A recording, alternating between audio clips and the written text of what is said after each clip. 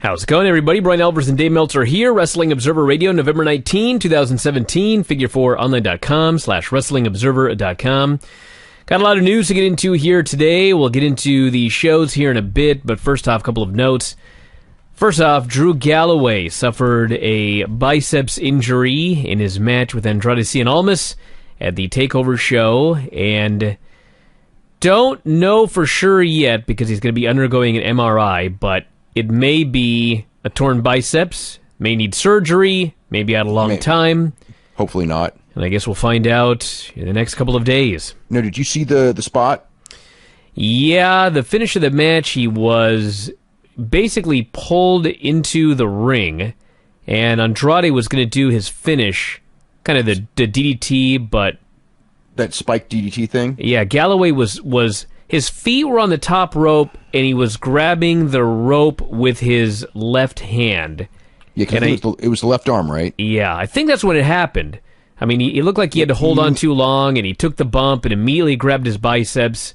And, I mean, I was looking, because I watched this later, so I was watching the entire match, and he seemed totally fine until that final spot, so I presume that's where it happened. I think you're right. It also could have been right before there was the spot where he almost got crotched because he started screaming, although that was to set up the finish. But I thought that the way and I looked at the arm, and the arm looked like it was sort of disfigured from that spot. So it might have been there. It might have been what you said. But it was like the last two spots of the match, though. Yeah. It was one or the other. I mean, if he would have... The thing is, like, if he would have torn the biceps... I'm not saying he couldn't have torn the biceps on the crotch spot, but he was holding onto the ropes for a long time with that arm, and I'm not sure he would have been able to do that if he'd already torn the biceps, but it was one of those two spots because he was doing completely fine until the very, very end of the match, so there was something there at the very end. No, it was definitely at the end. I think it was what you said, because I had... The people the feeling was that it was on the last spot of the match, on the finish, holding on too long or whatever. Hopefully, it's funny because I don't know that he was being called up. As soon as I saw him get pinned, obviously that's what I thought. Yeah, the first thing in my mind was he's getting called up because I didn't expect him to lose. I expected him to do a program with Adam Cole, and and now because Adam Cole was definitely earmarked for that. I mean, originally Adam Cole was going to be the challenger before they came up with the War Games idea. Adam Cole was actually going to be the challenger on this show. So I don't know yeah, I'm trying to think like with I don't think that they'll go with Adam Cole and Andrade. I guess they could. I mean, if Galloway's hurt, if Drew McIntyre's hurt, and he was going to get called up, that really sucks for him because he was on a roll. And I thought that just watching like the TV this week on Wednesday, and then watching the match, and and just the reports and seeing them live a couple months ago. I mean, I think that he could be a one of the better guys on the main roster, just because he kind of ticks every box. He can talk. He's got the size that they like. Good body, very good worker. Ready, good look. So, I mean, either way, he's going to be on the main roster soon enough. But hopefully no surgery, because bicep surgery could be a bad deal. I mean, bicep surgery is usually a 6-month deal. Yep. So we'll let you know as soon as we know, but MRI coming up here very soon. So Survivor Series is coming up today. 8 matches so far.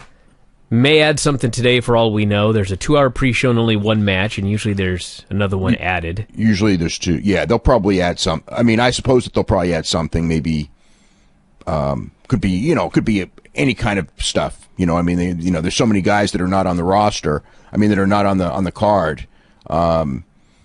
I would think that like the guys like Owens and Zayn would probably not be the guys added, but there's so many, Chad Gable type guys and cruiserweight guys that there's, they could add almost anyone.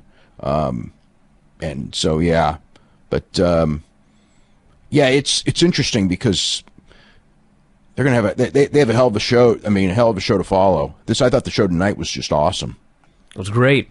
Yeah. You know, the weird thing, you mentioned this on the Wednesday show, and it's just so bizarre because, so it is Natalya. She's officially the fifth person on that team. Isn't that so weird? It's like, why when they announced the Charlotte title defense, did they not just say, if Charlotte wins, then Natalya will replace her on the team? They kept it a secret. They actually had the graphic with just a shadow for the mystery fifth person.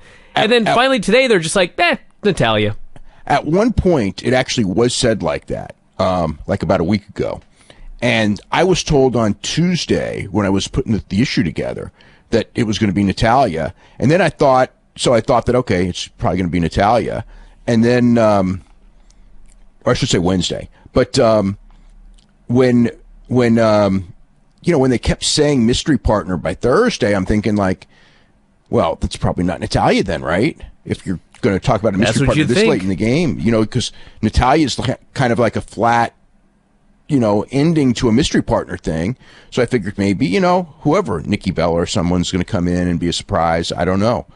And maybe here, listen. Somebody did bring this up. Last year, Nikki was supposed to be on the team. Natalya jumped her and took her spot. They could do the exact same thing the other way around this year, and it comes full circle.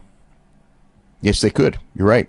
And to do that, you probably should announce Natalya. And maybe they were going to do Nikki Bella. I mean, that's probably not it, actually. But I could see the idea that they were going to do Nikki Bella, and then somebody came up with what you just said, and then go, well, then if that's the case, announce Natalya. So, but we'll see. If it's just Natalya, then that's just what it is. I don't know. But yeah, that was kind of strange. So here's a full card. Enzo Amore Kalisto is a pre-show match cruiserweight title. Okay, so I would say, I know the odds are strong for Enzo. I mean, I don't think there's any smart money in at this point, but I think that, again, it's WWE, anything can happen, but I don't see Kalisto winning this match, although I don't know who they would go next. Hideo Itami. Hideo Itami, that's a good one. Could be Hideo Itami. It could be who's the other one that it could be? Neville. Yeah, if he comes back.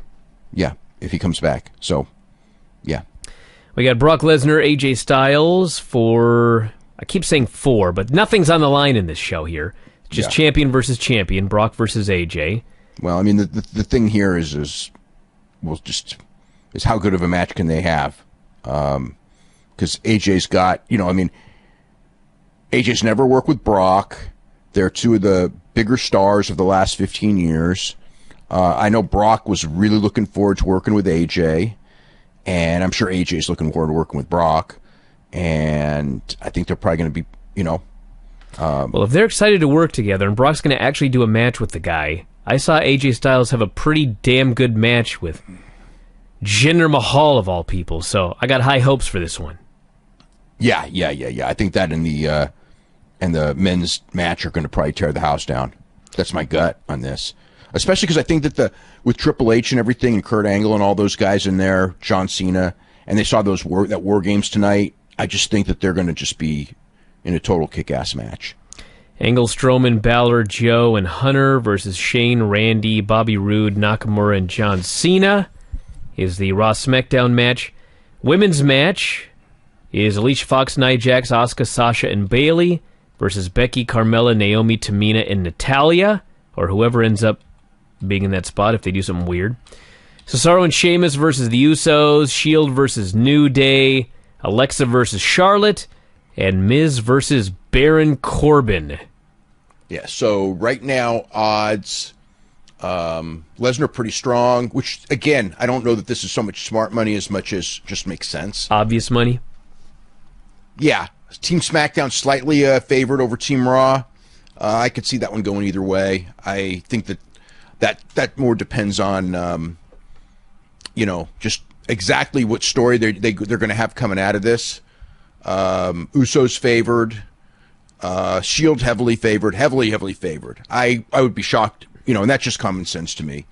Charlotte Flair favored, and Team Raw women favored, probably because of Asuka, because I just can't see them beating Asuka. They could DQ her out, though. And Miz favored over Corbin. So that's the situation. And I think, do they have anything on star ratings? Hold on. I know that they think that the Shield and the New Day are going to do a 4-star. Of course, they're predicting my views. Lesnar and AJ's like 4.25. So let's see if they have any of the other ones. Those are I know the Raw versus SmackDown's probably in that range as well. So, and the Usos and the Usos match and the New Day and the Shield are all going to be really good. This on paper, this went from a card that was kind of a big card but didn't look like a good card to a really big card that looks really good. Just with all the changes. I mean, they've made more changes in the last month than any time in a long time, but they're changes for the better. Let's talk about this War Games show here. This was a great show. Announcers opened up the show facing the camera with the ring behind him like it was a UFC show. That was interesting. And the opener was Cassius Ohno, Lars Sullivan. Very definition of a mean guy match. Two giant dudes smashing into each other. Lars hit the shoulder block off the apron, just ran a rough shot on him. This was kind of similar to Lesnar-Goldberg in that it really wasn't all that long. They just went at a sprint. They beat the hell out of each other. And Ohno hit this big comeback. Crowd's doing the too sweet for all the counts. Tons of Bullet Club shirts in the crowd. Goes for his discus elbow. Lars catches him. Hits the freak accident, which is the name of his finish. Gets the pin. Yeah. Not a ton of time, but I thought it was great for what it was. It was exactly what it should have been. It was very stiff, very hard hitting. I think that Ohno... No downtime, all action. Yeah. I think that Ohno had to lose. And I think Ohno looked as good as he could look given the parameters of what they had to do in the match, which is put Sullivan over strong.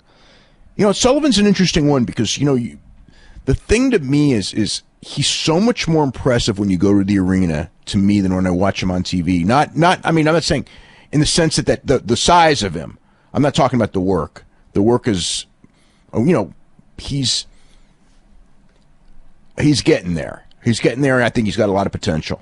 He's got a ton of potential. Yeah, when you see him at a show, he feels like a guy. He looks like a guy who's just going to be a big star because he can move. I mean, he's got that great look, and he can move, and what he does, he does very well. But on TV, it's like you don't get the feeling of the enormity of the guy. You get some of it, but not like live. But yeah, I'm real interested in him to see. I would definitely not rush him to the main roster, but a couple of years from now, I could see him as he'll be a big star. I mean, something would have to go wrong. Yeah, an injury or or just he's going to improve. So the whole key is like the talking. And I think I mentioned this. I have heard that he's a good talker, but I just don't think he should talk. So yeah, I'd like to see him with God, who could go in there and be a manager at this point. I mean, Heyman and him would be awesome if by some chance Brock retires. That would probably be, that would actually be incredible. But if I'm sure that they can find somebody. Who could manage him down the line, because it ain't going to happen for a year or two anyway. Enzo. Sure. Yeah. Except Enzo, I don't know. I mean, he's a good talker, but sometimes he's too wacky. I don't know how much wacky you want to associate with Lars Sullivan. That's true. That's true. Yeah, you want someone who's more mean, more evil, more like whatever. It was interesting too because I think that like Lars Sullivan, even though he'll start as a heel, in the long run he's going to get over as a babyface. Yeah, So I could see him being a lot like Rusev, honestly, in a lot of ways. Well, like Strowman, but he's not as, I think Strowman, just because of his height, they'll protect Strowman more. I'm talking about a guy that's a heel, but he will be loved. Yeah, it could be. Down the line, I think so. We had Velveteen Dream and Aleister Black. I loved this match. So the story is that Aleister Black will not acknowledge Velveteen Dream. He will not say his name. Doesn't respect the guy. Velveteen wants him to acknowledge him and respect him. So he comes out. He's trying to get under the guy's skin. He's doing a mid-90s Shawn Michaels gimmick. Dangly earrings, chaps. Takes him off. He's got his face and Aleister's face airbrushed on his trunks. The old Rick Rude stuff. Yep. Do the mat wrestling early. Well, actually, Dream tried a single leg, and then Black just tied him up in knots for a few minutes.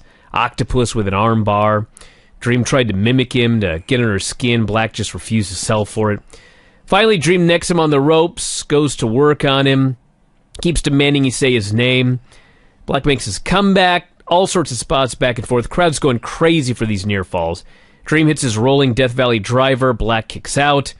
Fans are now chanting for the Velveteen Dream. They were more for him than they were for Black, which is interesting because that hasn't been the case at the house shows. Goes up top. Actually, first he hit one of the greatest DDTs he ever seen for a near fall. Black took this like RVD, takes a pile driver, just bounced 10 feet in the air. Goes, trades some strikes. Black finally hits the Black Mass for the pin. And this match was great. And then, as good as the match was, when it's over, Black is there doing the cross-legged deal, and Velveteen is down, selling, just got beaten. He looks over at the guy. Everybody in the crowd is chanting, say his name, because they just thought that Velveteen was so great in this match. And he was great. They were both great. Yep. And so, Aleister Black turns and says, enjoy infamy, Velveteen Dream. Everybody goes nuts. He respects the guy after this battle, goes to the back. I thought this was awesome. Yeah. Velveteen Dream was super over his babyface by the end of the match, and he's the best performance of his career. You know, I heard from people who saw house show matches that they were as good or better than this. But yeah, I thought he took a big step up. He took a big step up. I could see this guy shooting way up there as far as like potential and everything. I've always liked him. I think he's got a good look. He's got great athletic ability. He plays the role. It's a cool gimmick. I like the gimmick from day one. Just something different and unique. And yep, I see a big future for this guy. We had the four-way. Kairi Sane. Watch it not happen, and then I'll be like. Well, it's another. Well, you know, the thing is, like. Well, he's not going to be rushed to the main roster either. I don't think. He's smaller than Lars Sullivan. That's always a risk. Yeah. But I wouldn't even compare the two of them. I mean, he's really good at what he does. It's possible. What I'm saying is, if you bring up Lars Sullivan, Vince takes one look at the guy, he's in love. You bring up Velveteen Dream, he may not get the gimmick. He may want to change the gimmick. He may want to do something wacky. The guy's like got a great physique, but he's lean. Like anything can happen with I don't see Velveteen. I hate to say this because I hate to predict Vince, but I don't see Vince wanting to change that gimmick because he plays that gimmick so well. Dude, he changed Nakamura's entrance for crying out loud. Okay, I know, but still. I don't see him, but Nakamura's entrance is a different thing. That's like them thinking that, you know what I mean? It's like this Velveteen Dream is something that they came up with themselves. So it's like, they don't need to change something that's their own thing. You know what I'm saying? They got to always make something better if it's somebody else's thing. So, but yeah, I wouldn't be rushing him to the main roster at all. But whatever it is, like I don't know, man. He could go after WrestleMania even though. I mean, but if it's like a year from now or whatever, I think that, it's so funny because like I keep thinking of like guys that I thought were can't miss, and they got to the main roster and they were. But I could see him not having a high ceiling in the sense of, not being a top main eventer, but being. I would hope that he could get to at least, well, again, we're a long ways away from this, but I'd like to, I'd hope he could get at least to the high mid, kind of high on the cards, as opposed to being, like one of those guys like where Ty Dillinger and where Elias and those guys are. I'd like to see him at least be able to do better than Elias. Although, Elias isn't doing too bad, but anyway. So, Kyrie, Nikki Cross, Peyton, and Ember for the vacant NXT women's title. So, Peyton's on the way out. Billy stops her, whispers something. Peyton goes out on her own. So, that may be the beginning of something there. So, match was good. There was a lot of stuff. It's kind of sloppy in spots. They were also it was quick. The thing on the card is that they built everything around the War Games. I mean, everybody else was like, I don't want to say rushed, because I actually thought that this one seemed rushed. Yeah, this match was rushed. I thought Velveteen Dream and Black was like perfect length, and the opener was perfect. Yeah. So really, this was the first match that felt rushed. Yeah. It was the only match that was truly rushed, but I thought it was good, but yeah, not great. A bunch of 4-way spots. Some of them were sloppy. Then Ember kills Nikki with a powerbomb outside, so then it's a 3-way for a while, and it was a little bit better with only 3 instead of 4. Stacked up superplex, that sort of deal. Cross finally returned, just ran wild on everybody. And Peyton had Kyrie pinned with the Fisherman suplex. That got broken up. Kyrie hit the elbow on Peyton. That got broken up. And then Peyton goes to lift up Cross, but Ember came off the top, hit both of them with the Eclipse, and pinned Nikki for the win. Timing was weird. Like, they had a close-up of both girls standing there and looking and waiting for it to come off the top. It's a good match. The fans loved it. Felt like it was just too much going on. And I also, we'll see what happens, but I was not a fan of Ember winning because... Well, it was the story they've been telling for a long time. Yeah, but the story is that she couldn't win until the girl left. So she comes off as like a weak champion. Like, the only reason she's champion is because Asuka left. Well, That's the story, right? You're right about that. But the thing is like they also tried to symbolically have Asuka give her the belt when it was over. So it was like Asuka's passing her the torch. Like, she was the one who was ready for it and deserved it, and now she's finally got it. But I know what you're saying in the sense that... But, the thing is, they positioned Asuka as so big that whoever... It didn't matter who it was. I think it was going to be the same thing, because it was Peyton. That's why I thought it would be Peyton. Yeah, but Peyton, I mean, it's like, Peyton's been around for a long time, and hasn't been positioned as good as Ember Moon as far as everything. It could have been Peyton. No, though. So you go to Peyton, who's like the weak champion that flukes into a couple of wins, and then she gets beaten by whoever the next rightful champion is. Ember Moon? So you don't go right from Asuka to the girl that Asuka just beat 85 times and then retired undefeated. Yeah, I could see going to Peyton and then have Ember Moon beat Peyton. In fact, I kind of think that that's better that way. Because if Ember Moon doesn't win the 4-way, you really don't hold it against someone for not winning the 4-way. But then, especially if she had it won and it got stolen from her. Yeah. Well, this is what they did. But yeah, you know what? I think that would have been a better way to do it.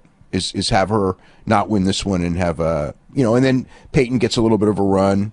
Because Peyton's got a little bit going for her, and Kairi Sane probably should be champion at some point, but she doesn't need to be.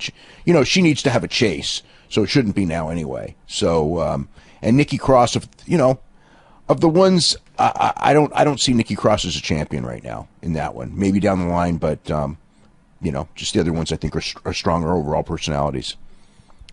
We had Drew McIntyre and Andrade Cien Almas. They had the weirdest thing, by the way, before this. Mauro is plugging this toy that is now available. And he's talking about how you can recreate War Games tonight. And I'm thinking, man, they already got a War Games toy. But instead, it's a ring with lighting rigs and an X on the top and a belt hanging. It looked like Ultimate X. And there are these 2 weird cages hanging from the lighting rigs. It was like nothing you've ever seen in WWE before. I don't even know what this toy was, but had nothing to do with War Games. But they plugged it. McIntyre Andrade Cien Almas had a great spot early where Zelina tried this diving Hurricane Run off the apron on the Drew, and he just caught her, stopped her, reversed the spin, set her on the apron, and then Andrade went for a spear, but missed. And she was great. She is great. Been great. She was great. She talks great. She does, the spots that she does, she look great. Yeah, they got something in her. That's a hell of an act there. I was really glad to see them put over because between her talking and he's got some charisma and he's got all the ability in the world. He's always had that, and I think he's learned to get his ability to where it's within their parameters, so to speak. Sometimes guys can't do that, but I mean, he sure did here. Like, it was. I don't know if it was Drew or if it was the fact that he knew that he was winning the title or what, but he was like on fire tonight. Yeah, way more than usual. Way more than usual. Yeah, I've seen him have he had an incredible house show match at one of the shows that I went to with Gargano, but that was like an incredible match. But that was also mostly Gargano. I mean, it's like this one though. He really held his own in this match. It's like this was the most impressive I've seen of him since he's come to WWE, and yeah, I thought this match was great. So Drew goes for the spear. He misses. He hits the post. That's the heat. Almost worked over his arm the entire match. So really, if he has a torn biceps and is out 6 months or whatever, I mean, you could go back and tell the story that Almas destroyed his arm in this match, and that's why he's out of action for 6 months. Because it was the story of the entire match. Yeah. Almas did this huge moonsault off the post to the floor. Nigel claimed he flew 20 feet through the air, which was not quite accurate. Almas did a double foot stomp, flying into the corner. Drew kicked out. Tons of near falls at the end. Yeah, that you know what? That moonsault was really cool looking. Oh, yeah. Zelina, there was a great spot where Drew goes up top. Almas yanks him off, hits double knees to the back of the head, goes outside, grabs the title to distract the ref. Zelina hits the Kalisto Hurricane Run at DDT. Almas hits his DDT, and Drew still kicks out. That was an awesome near fall. Drew hit the Claymore kick out of nowhere. Zelina put Almas' foot on the ropes. And then he tries again, misses, crotches himself on the top rope, and as he's climbing back in, that's when the DDT and whatever else happened, and got the pin. Drew grabbed his biceps. Doctor got in the ring. Drew's like, he's selling that he's pissed off and disappointed, but he's really pissed off and disappointed because his biceps all messed up. It was just sucked. He was screaming on the spot before. Yeah, but yeah. So yeah. Almas. The other thing too is that Future Shock DDT. That looks exactly like the Dean Ambrose thing. What's it called? I should know that one off the top of my head. What the hell is that thing called? Ambrose is Dirty Deeds. Dirty Deeds. That's right. Dirty Deeds. So I'm wondering how they're gonna, if they'll let him do that if he comes to the main roster. He doesn't need it. That's probably why he dumped that and has been using the Claymore kick because he can bring that one up. Well, I mean, we've got a bunch of people doing the flying elbow here. We've got Velveteen Dream basically doing a significantly improved AA. We got Roderick Strong doing an angle slam. Who knows? Yeah. Well, angle slam, angle's not really working full time, so. But yeah, the AA that he's doing is kind of like that twisting. That's like it's really not the same move. It's actually a far more impressive version. Yeah, that's what I said. It's way better. Yeah, yeah. So, War Games, Sanity, Undisputed Era, Authors of Pain, and Roderick Strong. So, they added the rule, because there's no roof on the thing, that even though there's no roof, you can't escape, or your team will forfeit the match. Which begs the question, why not just have a roof then if you can't escape? But they want to do stuff. They want to do stuff off the top of the cage. So here are the rules, or here's how the match went. Roderick Strong, Adam Cole, Eric Young start. So instead of one guy entering after every period, the full team enters after the first period. Yeah, then the second team, then the third team. So a modernized War Games. Yeah, I thought that it was better this way because I think it would have dragged if it would have been one person, every couple of minutes. So it kind of sped things up. Well, I will say this. So when the first three guys get in there, there's like no heat. And then like, Undisputed comes in, and really there wasn't a lot of heat for them in there either. But then when they brought in both Authors of Pain at the same time, and they just start throwing everybody around, they're throwing guys from one ring to the other, they're just running roughshod, that's when everybody got into the match, and they were into the match from that point forward. So, from that perspective, putting two guys in drastically improved the match from what it had been before. So, Sanity was the last group in, and War Games began, and just a million crazy things. Killian and Razor killed everybody, then brawled together. Eric Young's bleeding from the nose. Wolf got busted open the back of his head when he went through a table. He's bleeding everywhere. Didn't Killian Dane bleeding a little bit from the forehead, I think Killian did as well. There were three guys that bled, and I know that Wolf and... well, Wolf was the one who bled the worst, because Wolf was bleeding from the back of the head from he did a German suplex off the top rope onto, which was Razor or Akam? No clue. Okay, but he ended up going through the back of his head, went through the table. What's astonishing is Adam Cole didn't bleed, and he got 7 staples last night after clonking his head on a headbutt spot. Yeah. An accidental headbutt, by the way, everybody. They basically, during the match, all of Undisputed were run together, but they actually got run together and bonked heads, and Adam Cole got busted open, went backstage. I guess they made sure he didn't have a concussion. They stapled him up, and they sent him back out to finish the match. Yeah. That's a tough guy. We had O'Reilly with a chain-assisted armbar, but Eric Young broke it up. Which, by the way, if anyone ever has me in an armbar, do not break it up by jumping on the two of us, because you're going to break your arm there. AOP with a super collider, squished Killian in the middle of it. We had Strong laying at everybody, including the Olympic Slam on Killian, who's a big dude. AOP with twin stacked up superplexes. They had this... The funniest part of this match is they do the double stacked up superplex, and Adam Cole is still sitting on the top rope. And of course, Adam Cole's so happy because he didn't get superplexed, and then he notices AOP are looking at him. And they start to get to their feet, and they're about to kill him. And all of a sudden, all three of them realize they're showing replays on the big screen. So, they all stop. AOP lays back down.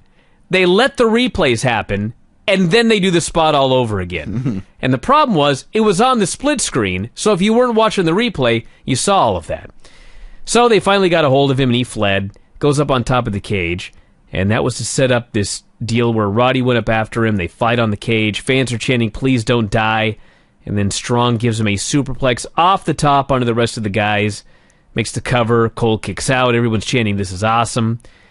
And the finish has basically everybody down. Only two guys left standing are Cole and Young. Cole hits him with the kendo stick, running Shining Wizard, sending a chair into Young's head, and pins him. The whole thing was all about putting over Adam Cole. Announcers are putting over Adam Cole, talking about how he's a real deal. So, sounds like he may be next, even though that's kind of a weird match with Andrade. Yeah, I thought it might be Aleister Black. But Adam Cole was definitely put over strong. Well, you could even do Aleister Black as the next challenger after tonight against Almas. That's what I said. Oh, I thought you meant Black and Cole. No, Black. I meant Black and Almas. Yeah. But the Killian Dane, I thought, really stood out tonight. I mean, a lot of guys did, but Roderick was awfully good. Kyle O'Reilly was good. Fish was good. I thought that the focal guys though were Adam Cole and Killian Dane as far as getting to do the really cool stuff I thought I like the War Games the most, but a lot of people like the Velveteen Dream match the most. Some people liked the Almas match the most. It was an excellent show. I thought the War Games was just tremendous. Just tremendous. I know some people thought it went long. And there were points where I thought, it's going long. But when it was over, I thought it kind of peaked pretty darn good. Now that I think about it, I love the Velveteen Dream match. And I may have actually liked the Drew McIntyre match as much or better. Except the fact that he got hurt just made me sad. So I don't look back at it as like my favorite match on the show. But it was so good. It was really well worked. It was really good. So yeah, this was a great show. So good luck everybody tomorrow. Yeah. Well, again, on paper, tomorrow's show's a good show. Really good.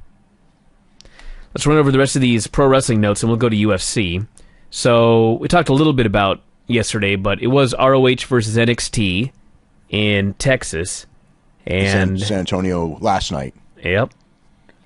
So I know that NXT did not sell out, but they had, they were in a bigger building. So I don't know what they had as far as attendance. I know that ROH sold out way in advance, and they had really long lines, and Stephen Amell wrestled. Went through a table. I think he did a dive. I heard he did a really good job for a non-wrestler, and at the end he went on the mic and said that this was like one of the most fun days of his professional career, was getting to be a wrestler in ROH. So that was pretty cool. But I heard both shows were really good. The NXT show, I heard who won the ab off? That's my question. I never heard. What? I never heard anything about the ab off. Wasn't that supposed to be tonight? I thought it was supposed to be. Maybe it was tonight. The ab off was supposed to be tonight because he was refereeing last night. Oh yeah, because they did the Pete Dunne match, which Pete Dunne won. You're right. And Sonya Deville and Ruby Riott had a match as well that will air on Wednesday's show. Pete Dunne retained, and I heard, it wasn't that long for whatever that's worth, but disappointing crowd tonight. I mean, that's the one thing. So, not reaction wise. Reaction wise, they were great, but not even close to half full. All right, I'm gonna let you talk about Revolution Pro, and as you're doing it, I am watching the ab off right now. Oh, what happened? I'm watching it, so I'll let you know. I've got no audio, but Shawn Michaels here talking to Gargano, and they're about to flash their abs. So I'll let you know who won here in a second. So they put this on the they put it on the network. I'm trying to find out. I mean, it's on YouTube right now. It might be on Shawn Michaels' YouTube, but okay, all right. So no, I mean, holy smokes! What, he's really ripped? Well, I got to say that I'm pretty sure that Gargano here is the winner because he actually has a vein in his lower abs. But Shawn Michaels is shredded here. Yeah, I saw pictures of him from. I didn't see his abs, but I saw pictures of him from last night. Yeah, he looked really shredded. Well, he's going to be. He was challenging him to it. Gargano, well, whatever. Gargano's a lot younger, so that's a big advantage. It's a frickin' big advantage. Believe me, that's a big advantage. But no, I got Shawn motivated to get in great shape, so that's cool. So Revolution Pro, of course, they had shows on the 9th and the 10th, so I've been watching some of the stuff. The match, well, there's the two matches everyone's been talking about from the thing, although there was a lot of good matches there. Was Ishii and Keith Lee, which people had told me was the best match, but I thought Zack Sabre and Will Ospreay was just the killer match of the weekend. It's what I liked so much about that match is, what I really like about a lot of these younger guys is they have reps for working a certain way, but they can they're like the old, a lot of guys, they become pattern wrestlers in the sense that, they have a great match, but it's kind of like this is the style they work. They'll do a lot of, they're high flying guys or they're technical guys or whatever. What I really like about Ospreay is that he did nothing you would expect from a Will Ospreay match other than that Cheeky Nando kick and, a few, you got to do some of your trademark stuff. But he didn't do hardly any top rope stuff. He did no dives. He did some flying, but not a lot. But he went in there and and in doing that, he had one of his best singles matches I've ever seen him have. And it's because it was Sabre and he worked Sabre style and he mostly just sold for Sabre. But I thought it was like a classic championship match. So, that would have been on the show on the 10th. Man, Revolution Pro is like because they have the really good British wrestlers and they bring in the good independent guys, and of course they have like Keith Lee and Matt Riddle, and then they also have the New Japan, different New Japan guys in every show. So they have a really cool talent mix. The Ishii and Keith Lee match. What was interesting about that match is that it's like people were telling me like this was the greatest match we've ever seen live and 5-star match and all that. And it probably, like, if you were there live, you probably would just be, because the crowd heat was so great, the way that they took the crowd up. But it was such a simple match. I mean, it was like the whole match is this story, and the story is that Keith Lee's a monster, and Ishii's going to lift this guy up and give him a brainbuster somehow. And he keeps trying and trying, and he finally gets the suplex on him, and then trying and trying, and finally hits the brainbuster. And it was like just Ishii doing like, no spectacular moves. I heard when people were going like, I was thinking, Keith Lee did a drop kick and everything, but it was just simple. It was like 100% psychology. It was, like otherworldly psychology. It was like so. It was like something, if you would watch it, it's almost like a lesson of how to, just build a match by not doing a lot. So anyway, but yeah, live that thing was something. All right, this New Japan Tag Team Tournament. Yeah, so I haven't seen it because today's been such a ridiculously busy day. But hold on. Where do I have that? So the two matches that were... Well, actually, I did see the end of this. Goto and Yoshihashi beat Minoru Suzuki and Takashi Iizuka. The key is that Goto pinned Suzuki, not Iizuka. The reason I say that is that makes me think that Goto and Suzuki are wrestling at the Tokyo Dome. Because, the reason Iizuka's there is to lose the falls. So if Suzuki's losing the fall, that means something. And then Juice Robinson and Sami Callihan beat Evil and Sonata. Evil and Sonata are one of the favorites when Juice Robinson pinned Evil with the Pulp Fiction, or Pulp Friction is actually what they call it. And so that's that. The one... See, so I saw the first couple of matches. The Young Lions match was fun, but I guess the big thing, it was Ishii, Yano, Beretta, and Chucky T against Michael Elgin, Jeff Cobb, David Finlay, and Katsuya Kitamura. And so it's Chucky T's first match, and it's Jeff Cobb's first match, and Chucky T actually gets the pin on Kitamura using a pile driver, kind of pulling him off the rope, off the top ropes, well, they off a waffle, and then into a pile driver. So that's like his finisher. And then, I guess the thing that I was probably most interested in, like I said, I did not see Sami Callihan. I heard Sami Callihan did really well. But the key, the thing that I was interested in is how's Sami Callihan going to do, and how's Jeff Cobb going to do, and how's Chucky T going to do. Chucky T did real well. I saw his match. Jeff Cobb, he worked with Ishii, he worked spots with Ishii, and he felt like Elgin when Elgin first came. Just immediately did very, very well. So, what I saw was good stuff. It's not like it's NXT level good, nothing even close, but it was definitely, what I've seen was good, and I've heard that they had a nice opening day. Gail Kim's retirement.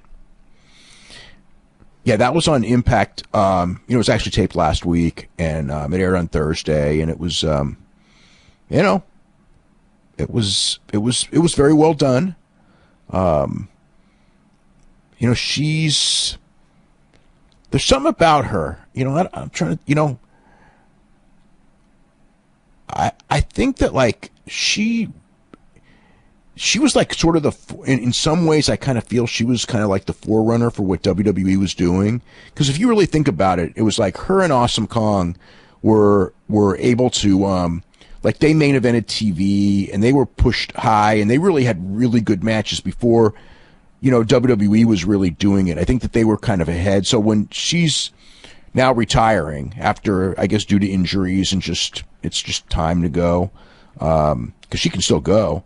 And unfortunately, that division is very weak right now compared to what it was, in her heyday.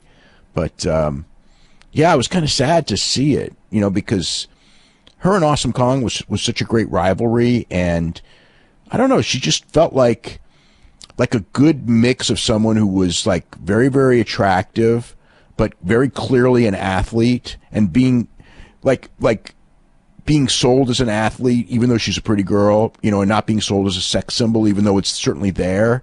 I liked I guess I liked her presentation and the way that they put her over. I thought it was like progressive. And, now that's kind of like what, the whole women's division has turned into, which is a good thing. So sorry to see her go. I remember seeing her.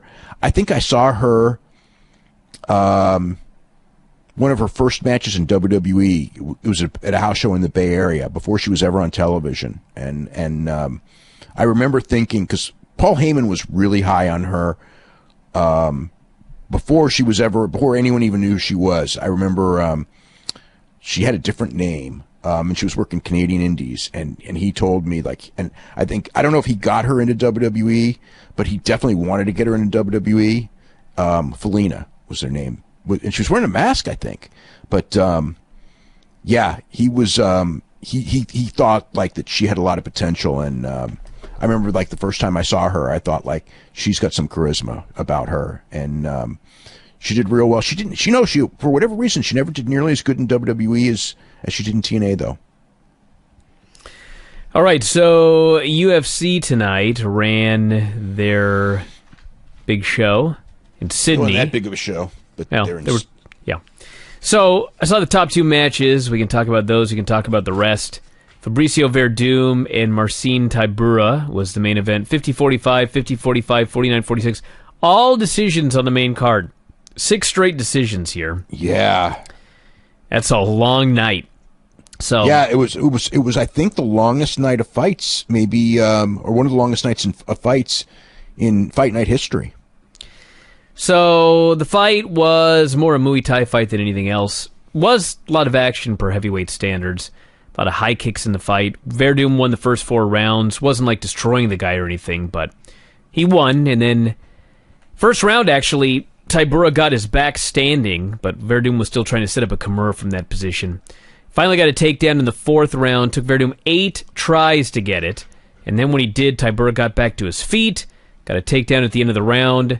And Verdum took a good second or two to let go of this guillotine that he tried. And Tybura actually punched him to get him to let go. And then Verdum was upset that the guy punched him even though he was holding on too long.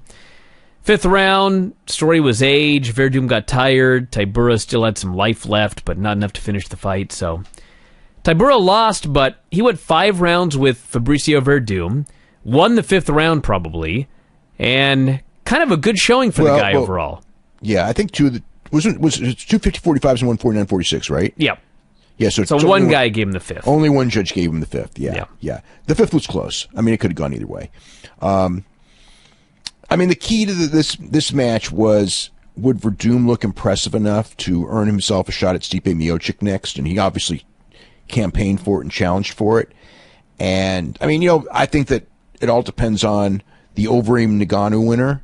I think if Ngannou wins over Overeem, that he was going to get the shot no matter what anyway. But I thought that if it comes down to, it depends on the match. But I didn't think that Verdum looked so impressive that it was when it was over, it's all right, he deserves the shot. It's he can get the shot, he's viable, but I think that he's not going to be the first pick to get it. So it was all right. He was a late replacement. It was a lot on him for taking that fight. He saw some weaknesses. He couldn't get him to the ground and work his magic on him. Speaking of late replacements, the semi-main, Jessica Rose Clark, Beck Rollins. Rose Clark was replacing Joanne Calderwood, 10 days notice, and missed weight by 3 pounds. Goes in there as her first ever UFC fight. She's fought all over the place, Invicta, etc. Done a lot of last-minute fights. After the fight, she pretty much said, I got to stop doing last-minute fights. Goes in there, and even though it was a split decision, 29-28, 28-29, 29-28. I thought she clearly won. If this were Pride rules, I mean, she clearly won. Especially round 2. She destroyed her in round 2. Almost finished her with a head and arm choke. You could arguably have given this second round a 10-8. But split decision. It was very clear, as you noted, that she won. And, I mean, probably got a full main roster spot now from this one here. So, well, yeah, for sure. For yep, sure. There you go. Yeah. It was a good fight. She looked good. They both look good. But and at flyweight and everything like that, so new weight division. So I mean, not really a big newsworthy card, but I will say the opening match on the TV show, which was Damian Brown and Frank Camacho, was one of the best fights of the year. The fight was freaking incredible. I mean, this was like, when it was over, I was thinking like, this is like a fight of the year candidate. And I'm surprised people aren't talking about it. And so they got the bonus for fight of the night by far. I mean, nothing was even close.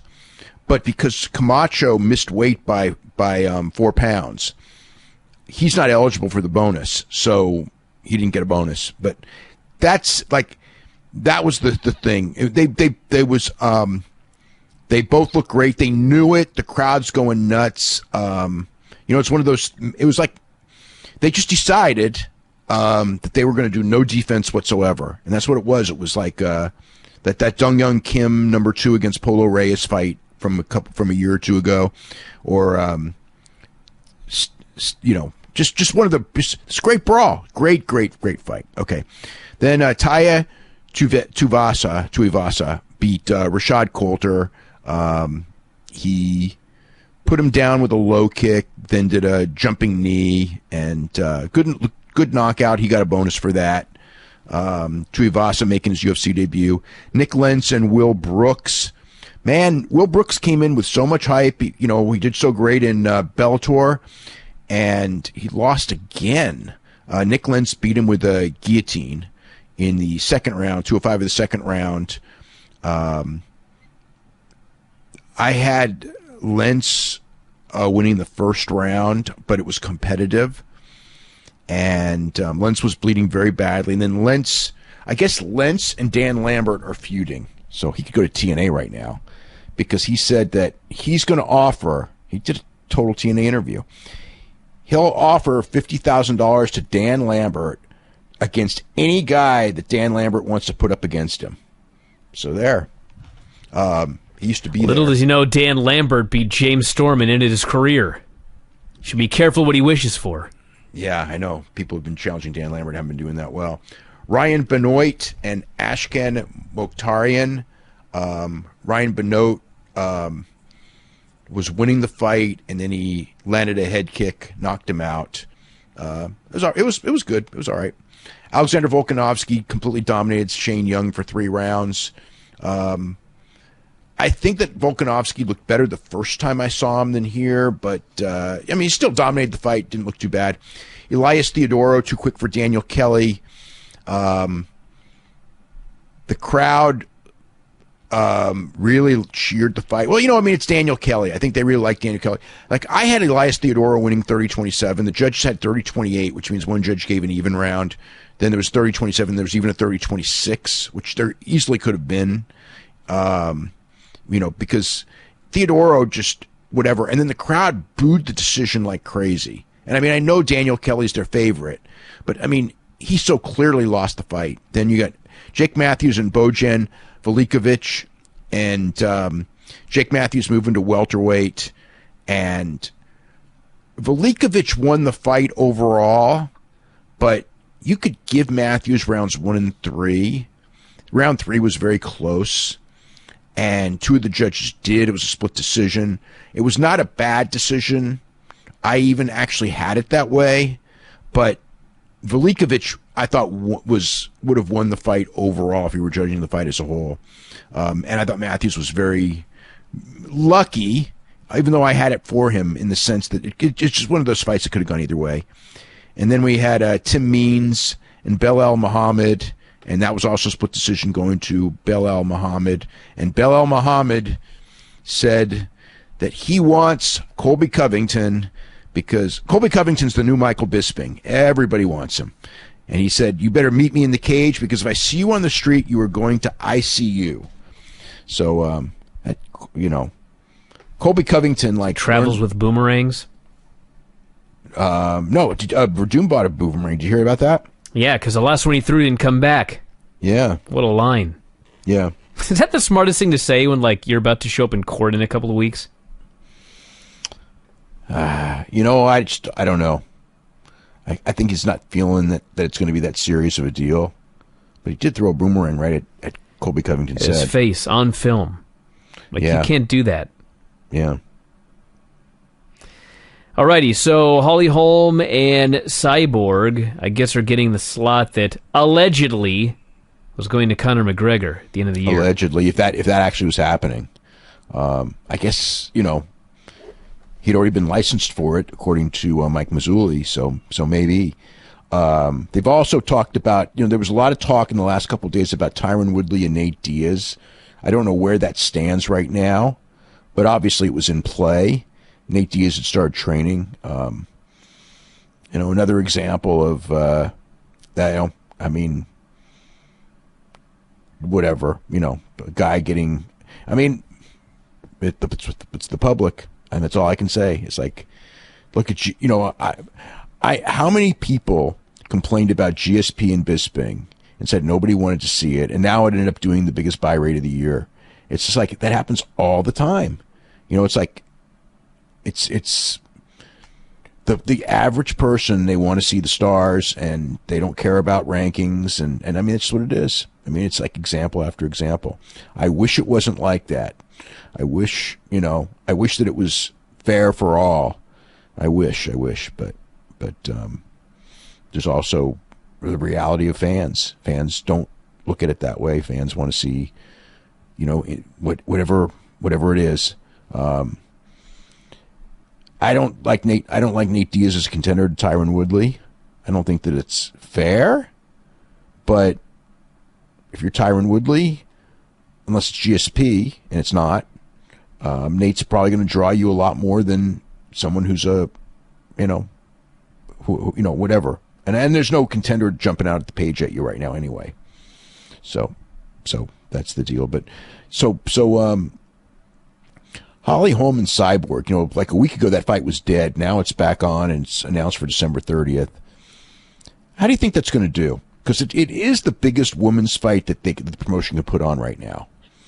But I think Holm's star kind of faded because she hasn't looked good since the Rousey fight. And I'm not convinced. It's like there's a thing where you can make a case for Holly Holm having the best chance against Cyborg of anyone because she's more skilled as a boxer.